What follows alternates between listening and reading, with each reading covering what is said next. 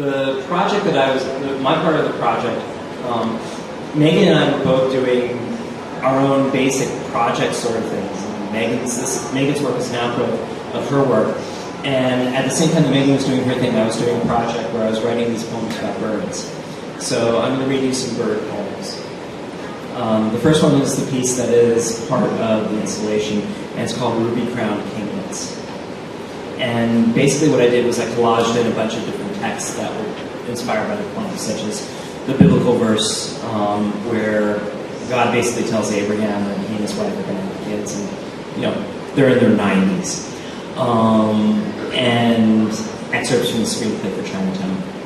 And the ruby-crowned kinglet is a bird that lives in Joshua Tree National Park. Now the Lord has restrained me, and I'm the smallest bird, but I'm not afraid of my body, because I don't need my body. Beneath this building, beneath every street, there's a desert. The dust will rise up and cover us as though we never existed. Every part is a piece, and your hand hovers over it. It takes so long for this to happen, you can't see it happening. Walk before me, and you will be perfect. A passerine flickering its wings.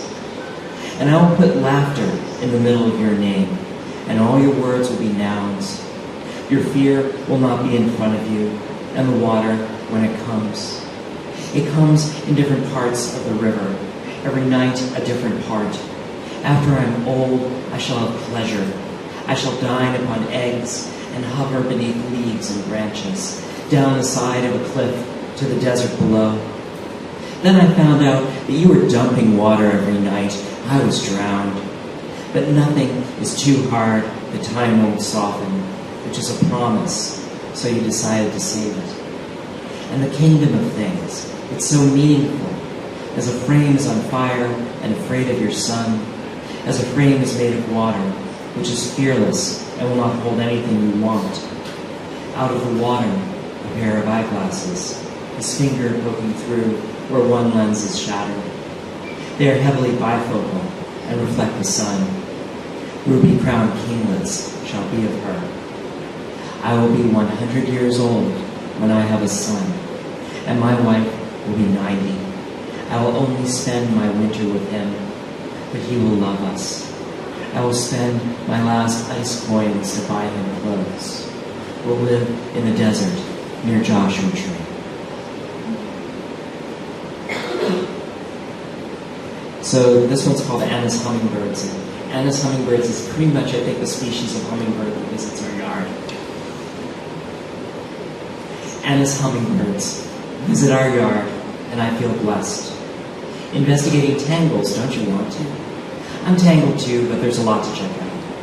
One buzzes my head, territorially.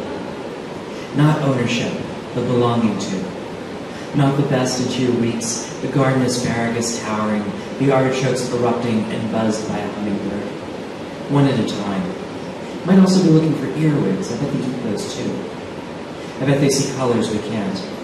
I bet they used to have a compass in their heads, but they said there are enough circles in the world. We're kin. That shininess unmakes certain parts of you. We really like that. You hover over my snoring head. You taste my ear. I dream I'm spilling pollen everywhere. There's so much gold coming out of me, it's embarrassing. Don't be embarrassed, you say. It's a spiritual process you're undergoing. A frozen shoulder in your shirt. I lift the shirt off you. We're in bed in the afternoon, just talking, putting the after in. And they're working. There's so much bloom land. The world was made for sex, the hummingbird says, and making things speak.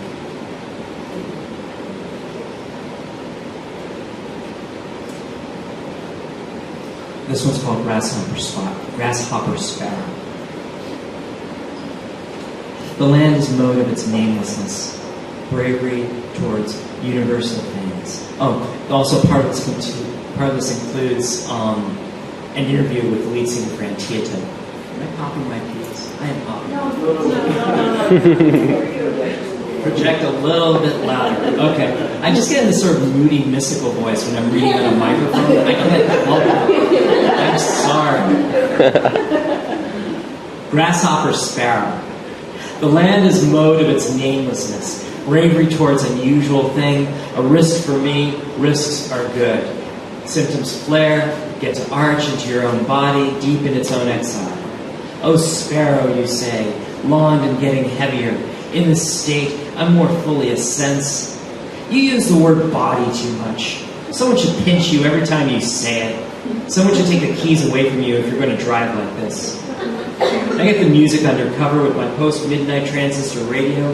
Like many others, when I feel the way I know where you're going, the grassy plain, the gravel pit scooped from them. Like a song late night thing, when sounds stick, a magic trick at 3 a.m., preferring conversation, conservation, preserved program land, a secretive bird.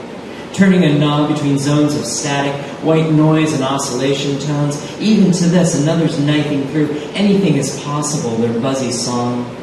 When you don't name it, and that is really all I ask, that it make me hope, and your mind sweeping, you sort of know, to connect the knob turning, the seeking, the mad nature, the negotiation of the frequency interference, to how I love to not despair.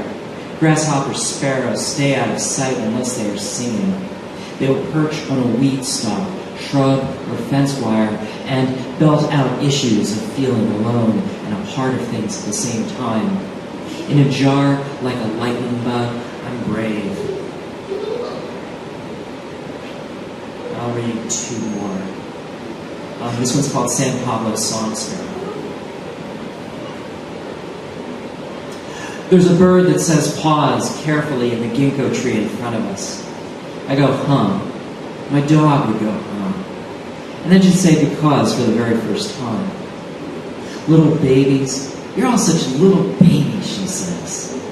The handle's a man, and he's stuck. And he won't come down without some lemons, but he's stuck in the ginkgo tree. Dawn tells me she aced her meditation class, and I ask her, how can anyone truly know? I mean, did she bring a sparrow to class in her hair, telling her all the answers?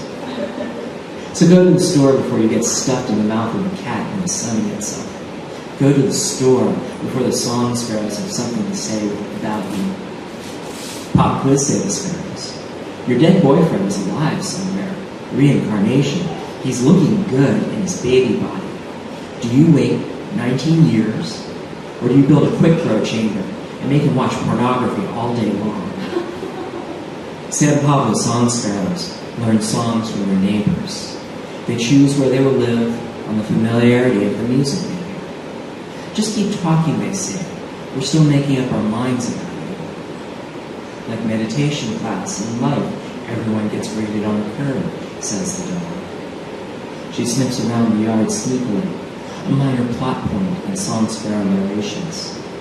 There is one part burning and another part unburning. And in summer, I live over there, and in winter, I move into the flames. I sweeten each time you unpack our suitcases. In your mind, you take the lemons out of their bowl. You put them back on the tree. In your mind, your dead boyfriend says, oh, that. And later, much later, you hear a huh sound, repeated, beats in a complexity. You're getting better. You're surrounded by sparrows. And this last one is called Wilson's Snipe. And snipe is actually where the word sniper comes from. And I was always like, the story in this poem is like when I was in the Boy Scouts, they would send us out on these things called snipe hunts. And if you know what a snipe hunt is, it's basically a waste of time. A terrible waste of time. So, Wilson's snipe. Dying on invertebrates. Its head rat-a-tatting like the needle of a sewing machine into the mud, low to the ground, sexual and easily frightened. When I was young and stupid, my senior patrol leader told a bunch of us to go stand in the sedge meadow with our tent sacks between our legs to catch snipe. You get told that only the dumbest of birds taste good. They find your body loitering by the Circle K. You pick it up along with a carton of smokes and a six-pack. Yelling doesn't help. The right things in the wrong boxes. The side of your mouth is really the part that gets kissed. Only margins, you say, shyly, grinning, are where the best blossoms grow. They lay 4 eggs, and when they hatch, the parents divorce. They take 2 kids apiece and never see each other again. So we're standing in the field, visions of delicious snipe dinners dancing around, and something whizzes by us, another, small and fast. I tell you about this dream where we're parents and still romantic, in bed and yapping. Our kids run in with a clutch of snipes they caught. They throw them on the bed, bossy. We're smarter than you. We don't need computers or anything from the future anymore. Now clean up these birds and make us some dinner. We catch nothing and realize there's no such thing as snipe. It's just some asshole throwing rocks at us. The best part, he says, is to not tell him. So when it's your turn, you too can get away with it. So my angry joy, my body coming back to me with your hand still upon it, to see one for real. Chunky, with a short neck and legs, with a long straight bill, mottled brown and black feathers, not far from shore. When our children leave, the snipe wake up. Are they gone yet, they say, and you have something to eat, they say. We say, no, they say, that's okay, and they dig around in our hair. Thank you.